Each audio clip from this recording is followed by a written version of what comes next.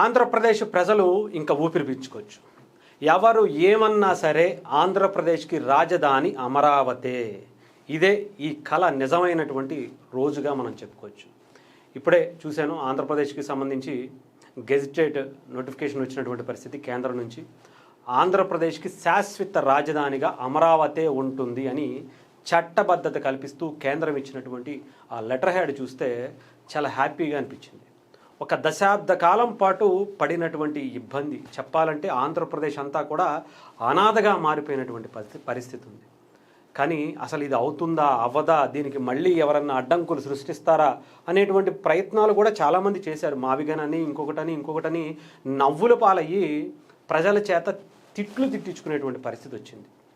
ఇప్పుడు అవన్నీ దాటుకుని ఆంధ్రప్రదేశ్కి అమరావతి రాజధాని అని చెప్పి రాజరిక మార్గంలో ఇచ్చినటువంటి ఆ సర్టిఫికేషన్ చూస్తే, గెజిట్ నోటిఫికేషన్ చూస్తే ఎంత హ్యాపీగా అనిపించిందంటే, అమ్మయ్యా ఇప్పటికీ ఆంధ్రప్రదేశ్కి రాజధాని దొరికింది.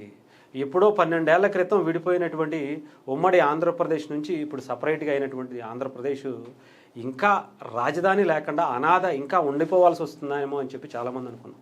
బట్ ఈ రోజు నుంచి గుండెల మీద చెయ్యేసుకుని ఆంధ్రప్రదేశ్ రాజధాని ఏది అంటే అమరావతి అని చాలా గొప్ప చరిత్ర ఉన్నటువంటి ఆ పేరుని చాలా గర్వంగా చెప్పుకోవచ్చు.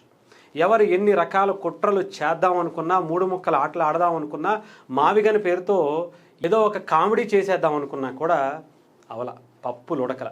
మొత్తానికి దీనికి కారణమైనటువంటి కూటమి ప్రభుత్వం, ముఖ్యంగా పవన్ కళ్యాణ్ గారు.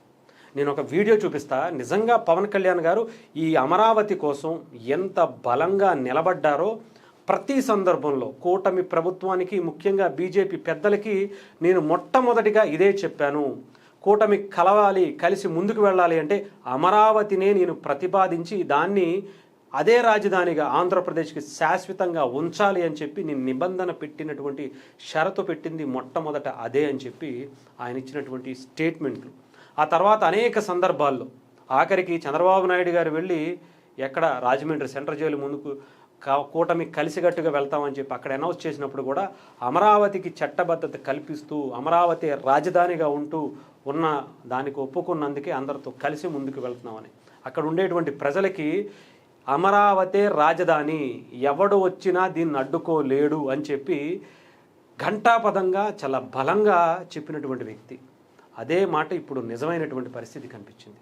కూటమిలో ఉన్నటువంటి అందరూ సపోర్ట్ చేశారనుకోండి, కానీ చాలా బలంగా ఆయన ఎక్కడా కూడా లాభాపేక్ష లేకుండా ఆంధ్రప్రదేశ్కి రాజధానిగా అమరావతి ఉండాలి అని చెప్పి పోరాటం చేసినటువంటి ఎంతోమంది త్యాగం ఫలమే ఇప్పుడు అమరావతి ఆంధ్రప్రదేశ్కి రాజధానిగా చాలా గొప్ప నిర్ణయం తీసుకునేటువంటి పరిస్థితి. కేంద్రం కూడా సహకరించి ఈరోజు పార్లమెంట్లో ఇచ్చినటువంటి పరిస్థితి కనిపించింది.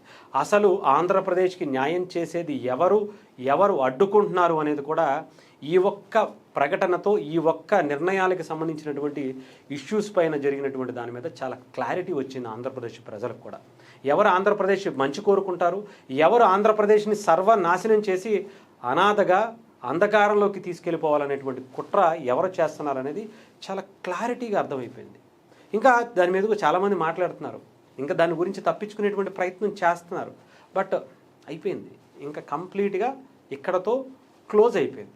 మీరు ఎన్ని కుట్రలు చేసుకున్నా, మీరు ఎన్ని డబ్బాలు కొట్టుకున్నా, మీరు ఇంకెంత జాకీలు పెట్టి లేపుకోవాలనుకున్నా ఇంకా కష్టం, ఇంకంతే.